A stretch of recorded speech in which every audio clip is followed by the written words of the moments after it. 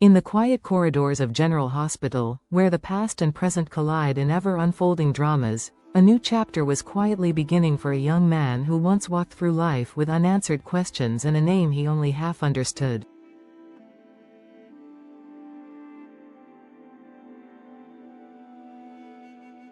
Giovanni, known to those close to him as Gio, had returned to Port Charles under a cloud of uncertainty, leaving behind the life he had known when a painful truth pulled the rug out from beneath his feet.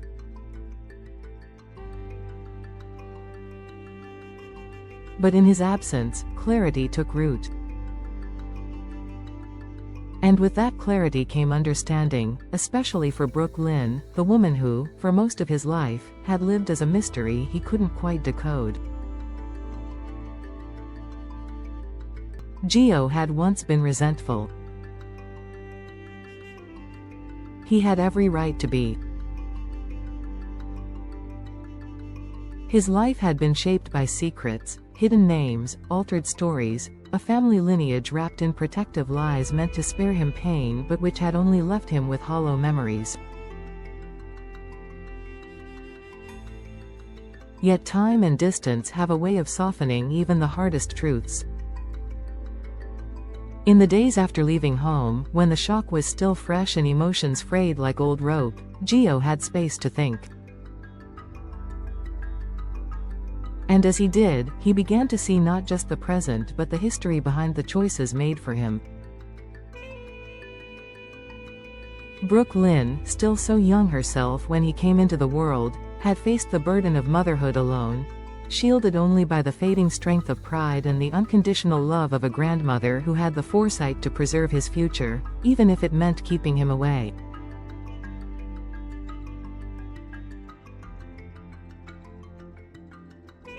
His understanding wasn't instantaneous. It didn't come with any grand realization or lightning bolt moment. Instead, it unfolded slowly, through the quiet reflection that only comes in solitude. He thought of Brooke Lynn, not just as the woman who bore him but as someone who had been terrified, lost, and alone, faced with judgment, responsibility, and a world of expectations too large for one person to bear.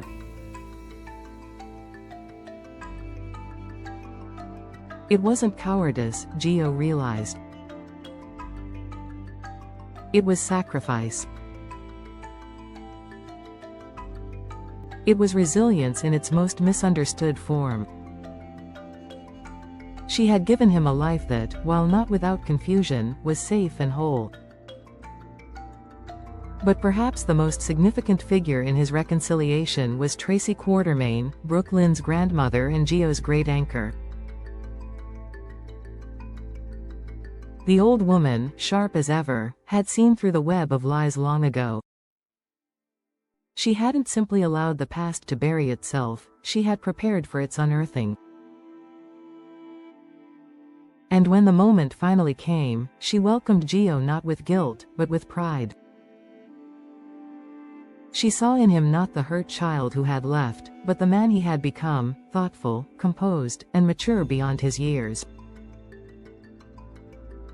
In him, Tracy saw the future of the Quartermain legacy, someone capable of carrying the name not just with privilege, but with the weight and wisdom it demanded.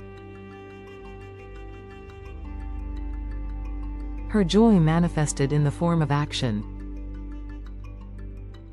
Never one for sentimentality, Tracy decided to orchestrate something rare in the Quartermain world, a reunion. A celebration not just of Gio's return, but of healing, of truth, of the scars that now bound the family together more honestly than before. The announcement came with little fanfare but plenty of symbolism. For a family fractured by years of infighting, betrayals, and business-first mentalities, the idea of gathering under one roof for no other reason than unity was almost radical.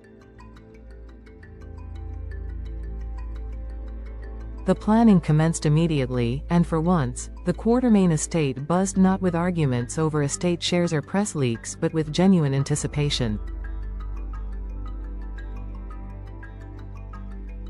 Brooke Lynn, still uncertain of how much forgiveness she truly deserved, found solace in the effort she now poured into helping Tracy organize the event. She knew this was not just a celebration, it was a second chance. A silent plea for Gio to not only come home but to stay. For Gio, the invitation came as both a surprise and a challenge. Returning had been one thing, facing everyone, especially those who had known the truth for longer than he had, was another. But there was something different now. The bitterness that once gnawed at him had faded. In its place was a cautious hope, the kind that only grows when you begin to believe in possibility again.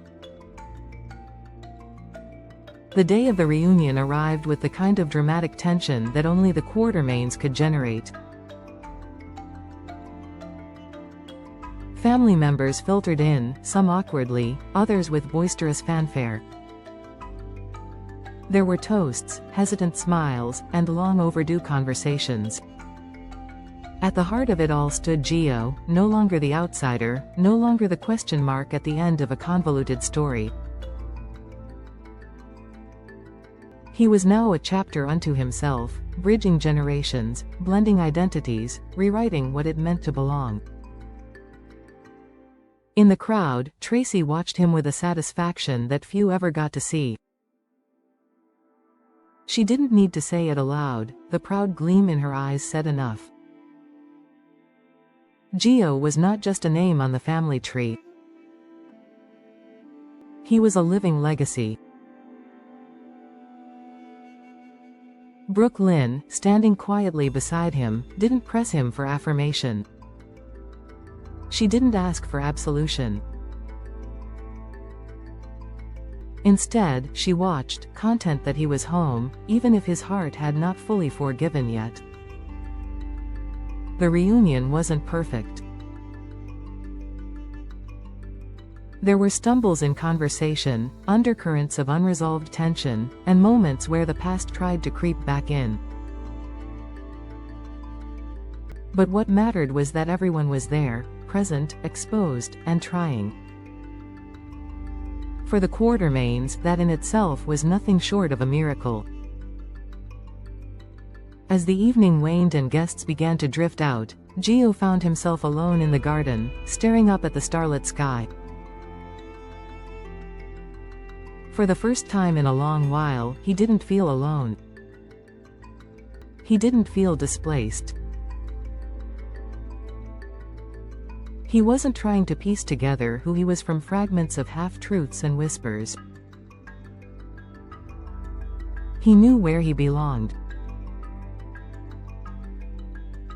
And more importantly, he knew where he was going.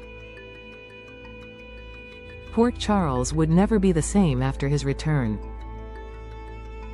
And neither would the family that once tried so hard to hide him away. Because now, Gio had a voice. And he was ready to use it, not out of anger, but with purpose. To build, not to break. To connect, not to divide. To stand not in the shadow of the past, but in the full light of a future that finally felt like his.